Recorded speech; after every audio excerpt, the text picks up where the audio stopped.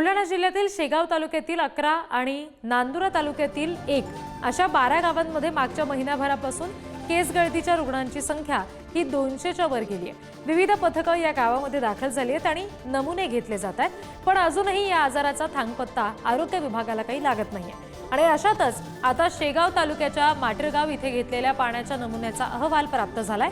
याच्यामध्ये नायट्रेट आणि क्षाराचं प्रमाण मर्यादेपेक्षा जास्त असल्याचं समोर आलंय। गावातील पाणी हे नागरिकांनी वापरू नये किंवा मग पिण्यासाठी वापर करू नये असं आवाहन प्रशासनाच्या वतीनं करण्यात आलंय। त्याच्यामुळे ग्रामपंचायतीच्याकडून टँकरद्वारे पाणी पुरवठा केला जाणार आहे। प्रशासनाकडून देण्यात येणाऱ्या विविध सूचनांमुळे नागरिक अजूनही संभ्रमात आहेत।